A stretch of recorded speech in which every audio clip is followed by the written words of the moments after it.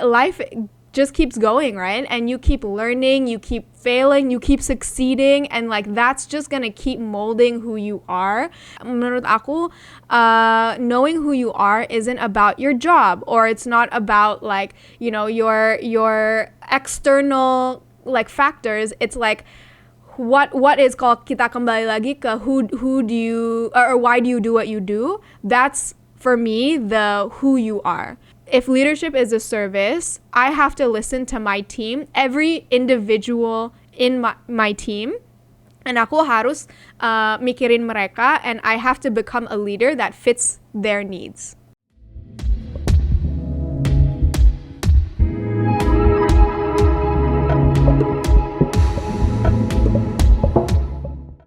Was knowing who you are clear from the beginning?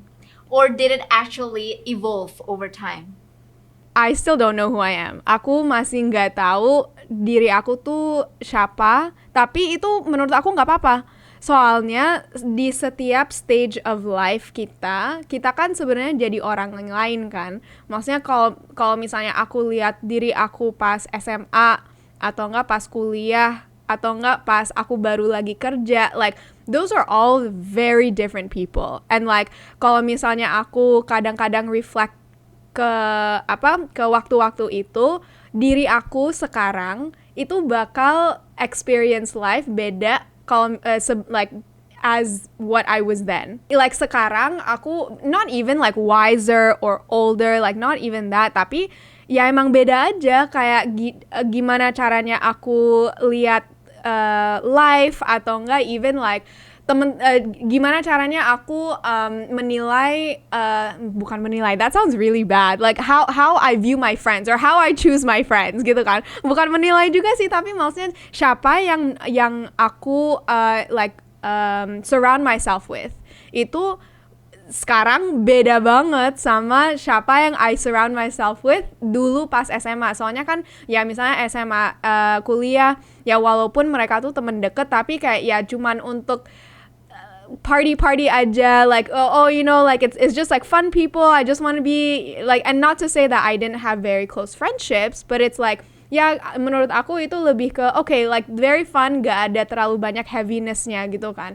Tapi sekarang, just because of the way that I'm living my life and just the way that like my career has kind of gone on, kayak siapa yang aku surround myself with adalah orang yang juga lagi mikirin impact, kayak orang-orang yang yes of course we're still very fun, tapi juga kayak ada apanya ya, kayak ada level bawahnya juga, kayak we talk a little bit more about life, we talk more about our futures, we talk about our future spouses, our future kids, you know what I mean, like cuman beda-beda aja sih. Jadi kalau misalnya kita liatin kayak who I am or who you are, it's never like okay, I'm gonna get to 30 and then this is who I'm gonna be for the rest of my life. Like menurut aku tuh it's like life just keeps going, right? And you keep learning, you keep failing, you keep succeeding, and like that's just gonna keep molding who you are.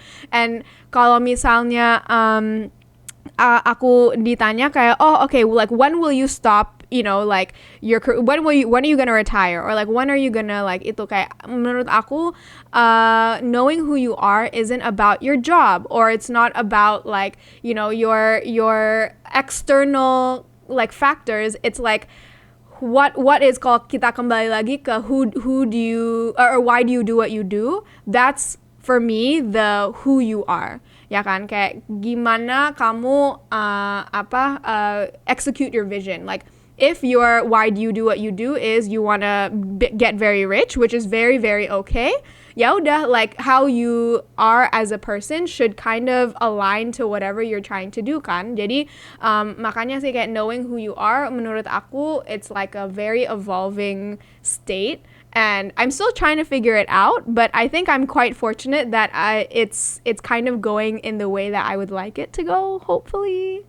So, but yeah, kayak masih ada banyak banget, kayak failingnya, suksesnya juga ada banyak, learningnya ada banyak. I have happy days, I have sad days, I have days where I'm like, what am I doing? But then I have days and I'm like, this is what I'm doing, you know? So, ada banyak banget. And it's okay, we're still figuring it out. I think we're gonna continue figuring it out forever. That's right. Life is a journey, and we will always unlearning new things and relearning new things about ourselves and the world and life itself. So that's okay. Yep. All right. So what ignited your ideas? Personal experiences for sure. The people that I surround myself with for sure. Jadi personal experience aku, komunitas aku, dan juga lingkungan aku itu sangat amat penting untuk like what ignites my ideas gitu.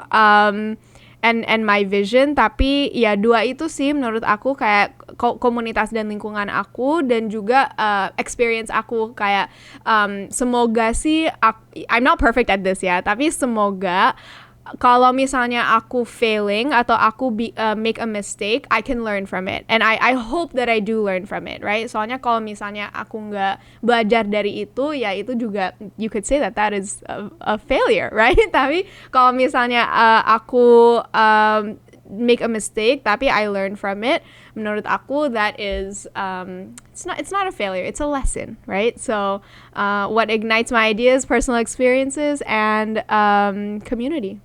Yeah. Apa sih yang kamu envision soal perempuan di Indonesia di masa depan? Aku berharap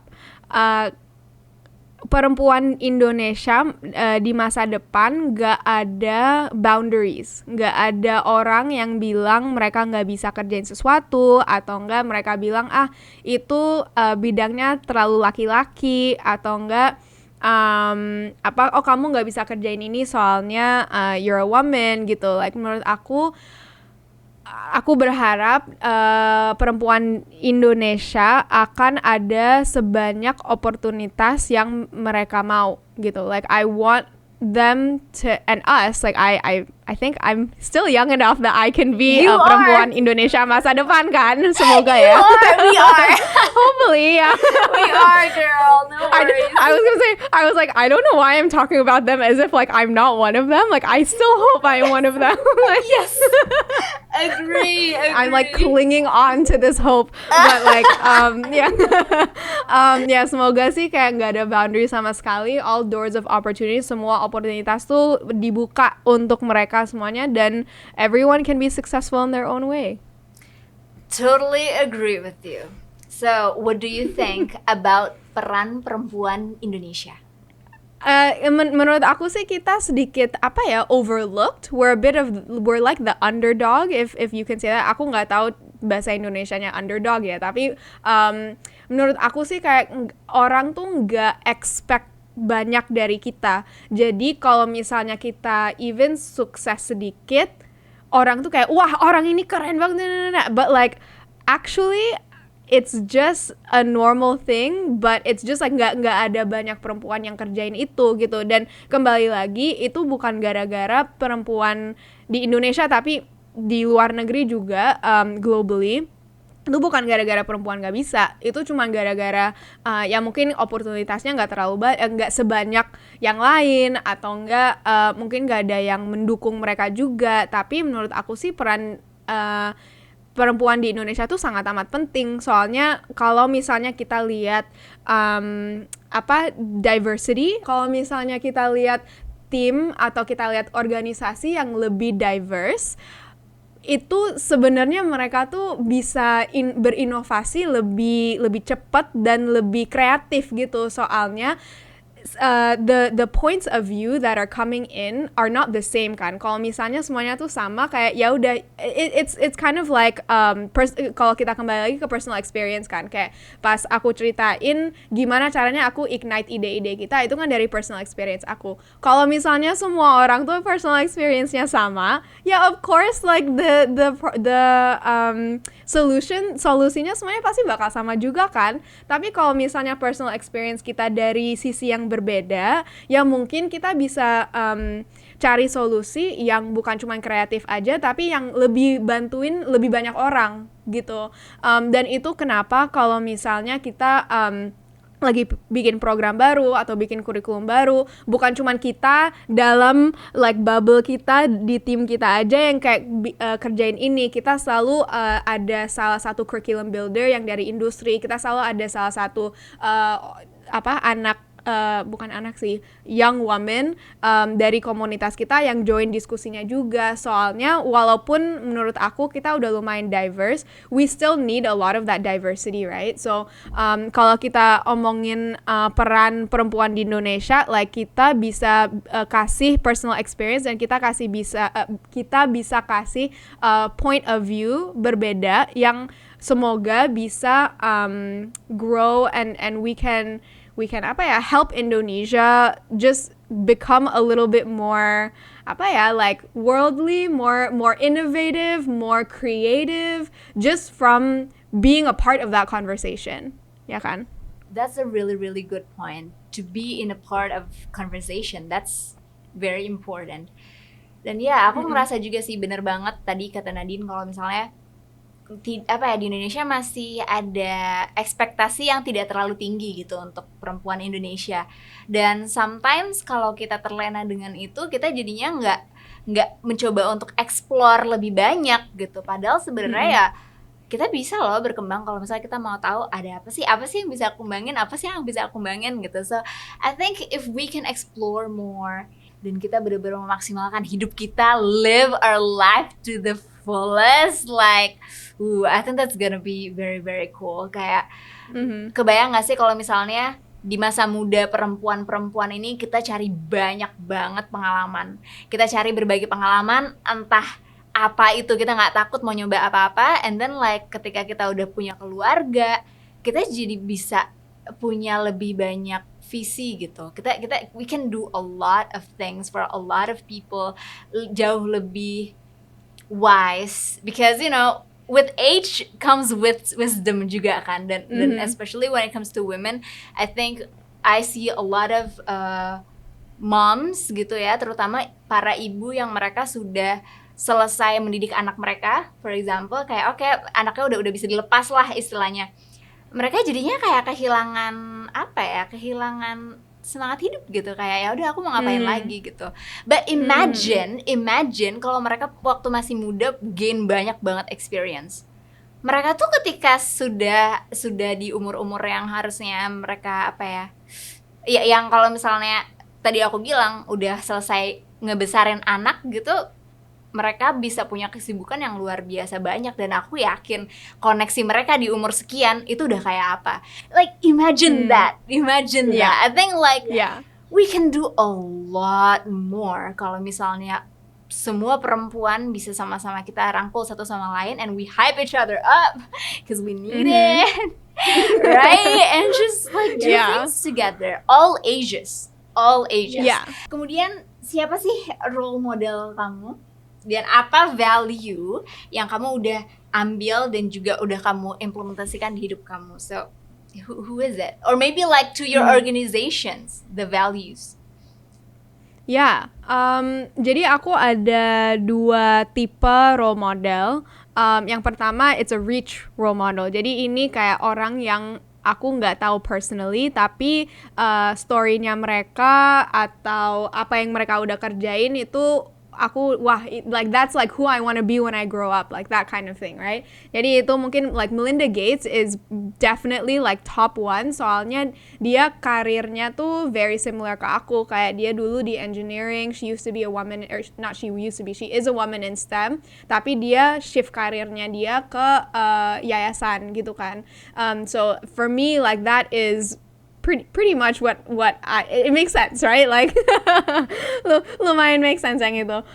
Michelle Obama is also one of my really, really good like top 5 rich role models. Kenapa? Itu soalnya dia, walaupun she used to be the first lady, like she has done so much stuff, tapi like dia tuh masih relatable banget, dan dia walaupun se-famous itu, she's still like very down to earth. Dia masih sangat amat humble, to me that is the woman that I want to be, right? Like successful but still very relatable gitu. So yeah, those are like probably the two like reach role models yang aku bisa ceritain. Tapi aku juga ada yang menurut aku lebih penting adalah attainable role models. Attainable maksudnya ini dari lingkungan personal aku. Ini wanita-wanita yang bukan cuma wanita sih, like orang-orang dalam lingkungan aku yang mengimpact hari-harian aku gitu. So they're my everyday inspirations. They're like the ones yang aku suka curcol, atau enggak kalau misalnya aku punya kayak aku lagi galau ya aku ke mereka gitu. Dan menurut aku, walaupun the rich role models are really important, obviously, soalnya you need a goal of like who you want to be in life, the attainable role models lebih penting, soalnya mereka yang akan mendorong kamu setiap hari gitu kan, dan akan nge-guide kamu setiap hari. So like, I mean, for example, some attainable role models, obviously my family, kayak my mom and dad, my sister, tapi juga tim kita di Generation Girl, like Tanya Soryanto, who's my YGMB co-founder. Dia tuh salah satu orang yang aku syukur banget sih, like I'm so thankful for her, I'm so grateful for her. Soalnya kayak kadang-kadang jam 2, jam 3 pagi aku bisa WhatsApp dia kayak, Tan, I'm thinking about this thing, and like dia nggak pernah, okay, can we talk about it later? Aku lagi capek nih, like can we just talk about it? Like she will think through things with me and in a different way.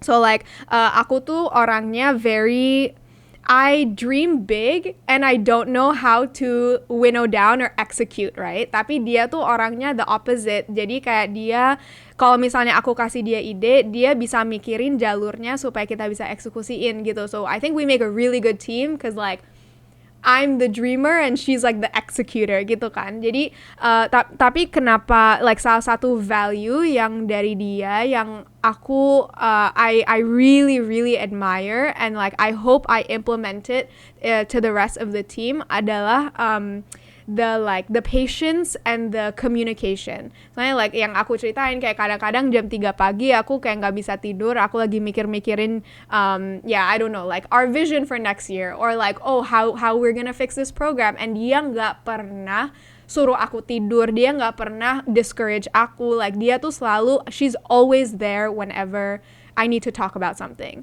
ya kan. Dan itu sesuatu yang menurut aku kita harus lebih kerjain di like everywhere sih sebenarnya. Like we were talking about like building the confidence, building the support system. Kalau misalnya dia orangnya tuh like can we just talk about this later? Ya of course itu bakal discourage aku juga kan. Jadi sesuatu yang I really really admire about her is like her patience with me. And well obviously with other people, but like specifically with me, dia tuh so patient, and like if you know me, you have to be so patient with me. Like I'm the most like person ever. So like aku tuh kayak bukan suka panik sih, tapi kayak suka, aku punya ide ini, terus nggak jadi, aku sukanya yang ide ini, terus you know. So like I'm very scattered, and she's like, all right, like I understand what you're saying, let's figure out how to actually create this, right? So I love that about her.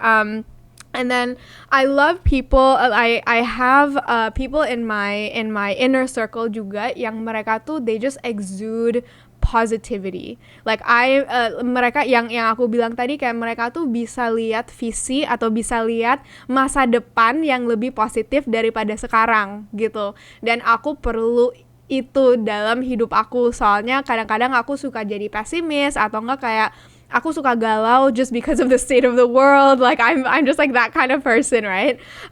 Jadi aku perlu orang yang bisa bantuin aku lihat masa depan yang mungkin lebih encouraging lah daripada sekarang. Dan I think like that, the compassion also, like the how to figure out how to be more compassionate and how to get to that more positive future. Those are some things that I have in my attainable role model circle, tapi juga values yang kita juga mau taruh dalam organisasi kita. Itu the patience, the communication, how to be more positive in terms of the future, and also like compassion, and caranya supaya kita selalu dengerin komunitas kita dan kita selalu mikirin komunitas kita. Impact is always like first. gitu. Masih nyambung sama jawaban kamu tadi soal sometimes we can get pessimistic, right?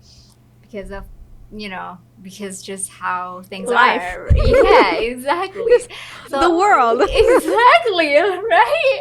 So, like, have you ever felt discouraged atau patah semangat gitu? All the Momen time. apa? Oh no. Tapi menurut aku itu nggak apa-apa juga kan. Like Yeah. I think it's okay. Soalnya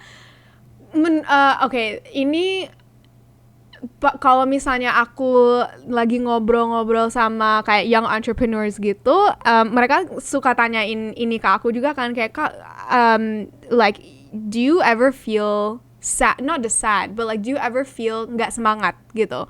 And aku like when I say yes, mereka tuh selalu kayak, but you've already done this and you've done this, and I'm like, but to get there, it's not always rainbows and butterflies, like kita selalu ada ya siapa aja, kayak bukan kalau misalnya kamu masih still growing a small organization like us, or if you're already like Michelle Obama or Melinda Gates, of course you're gonna have good days and of course you're gonna have bad days, right? And kadang-kadang kayak I will wake up, aku kadang-kadang juga bangun dan aku nggak semangat kerja, and itu bukan gara-gara aku nggak love what I do, aku nggak sayang sama komunitas kita, atau aku mau benar-benar bantuin mereka, tapi emang I'm human, right? Everyone's human, kayak kita emang kadang-kadang tuh we just have those days yang kita nggak semangat. Dan menurut aku gimana caranya aku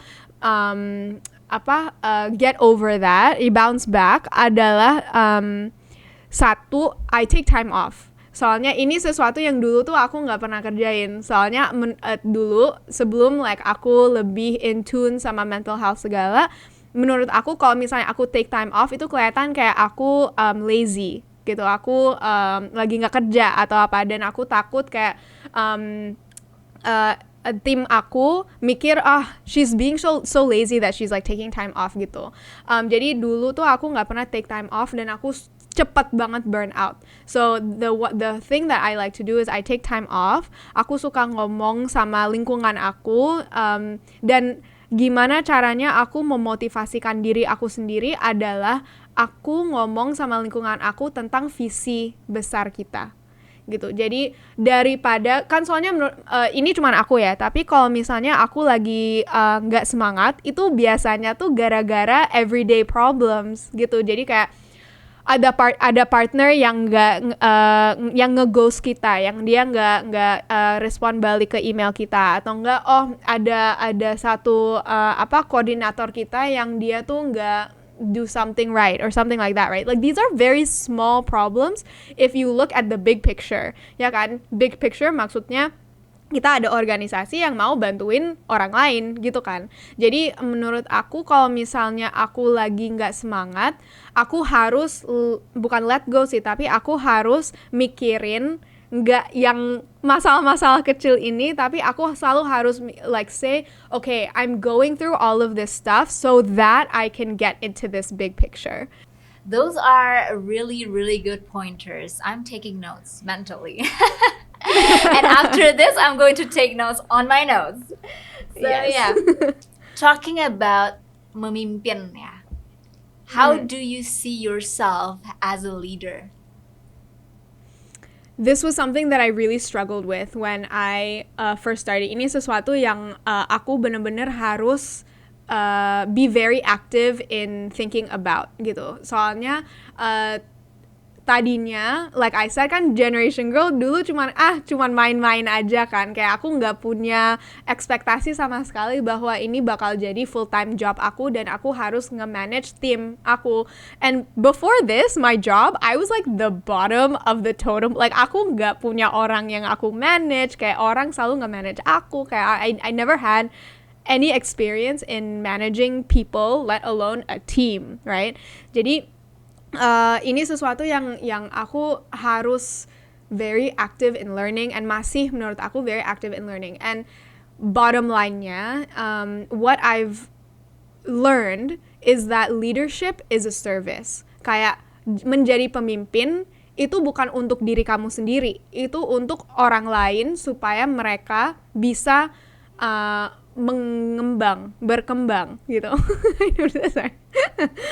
The caffeine is wearing off, so my bahasa is not improving in any way, as you can tell. Jadi aku sebagai pemimpin, aku harus juga tahu tim aku tuh perlu apa, dan aku jadi pemimpin berbeda untuk setiap team member aku gitu. Jadi contoh, aku ada like our head of marketing, she is like so good at her job. Dia tuh super proactive. Dia ada she has a certain way of doing things. Jadi untuk dia ya udah, we align with the vision, tapi eksekusinya silahkan kamu kerjain apa aja. I trust that you do what you do best, ya kan? Tapi ada beberapa orang lain yang menurut aku mereka tuh lebih suka di manage gitu, bukan micromanage ya, soalnya itu juga very very toxic. Tapi lebih ke mereka tuh lebih suka kalau misalnya setiap langkah aku check in, setiap langkah mereka like sebelum mereka eksekusi sesuatu, mereka check in sama aku aja, just to double check that we're aligning gitu-gitu. Jadi pemimpin tuh sebenarnya service untuk orang lain, dan aku harus jadi pemimpin berbeda untuk setiap orang, dan itu sesuatu yang I have to figure out myself juga, just from trust, just from knowing this person, from working with them. And ini sesuatu yang aku masih belajar sih. I'm definitely not perfect at it, but this is something I'm very passionate about. Soalnya kalau aku lihat pemimpin-pemimpin lain, kadang-kadang mereka tuh punya satu leadership style, terus udah gitu aja. Dan itu bisa it works for some people, but it doesn't work for others, kan? And mereka tuh kayak, aku pernah kayak ngobrol tentang leadership sama orang, dan dia kayak, iya aku tuh orangnya super flexible, aku tuh orangnya super ini, dan kenapa sih kayak banyak banget orang di, like my turnover rate is very high, like in the organization. And aku tanya kayak, okay, kalau misalnya ada orang yang mungkin nggak bisa flexible gimana? And mereka kayak, iya tapi kan itu flexibility, that's a benefit of our company. And I'm like, but some people don't like that, ya kan? Kayak kadang-kadang emang mereka tuh lebih fokus kalau misalnya mereka punya boundaries. And sebagai leader, kita sebenarnya harus tahu ini semuanya supaya kita bisa jadi pemimpin yang bagus untuk setiap orang gitu. And that's not gonna be the same for every person. So tipe pemimpin aku, menurut aku sih like ya kembali lagi, aku mau bantuin orang kan. Jadi like, if leadership is a service, I have to listen to my team, every individual in my team, and aku harus mikirin mereka, and I have to become a leader that fits their needs gitu. Woo! Wow, that's so This cool. is something that I'm like so passionate. Like leadership is something that menurut aku nggak diomongin di banyak banyak lingkungan di Indonesia. Tapi menurut aku itu penting banget sih. If you want to scale your business, if you want to grow your team, if you want to have a happy team, right? If you want to have a happy organization, menurut aku leadership skills is like so important.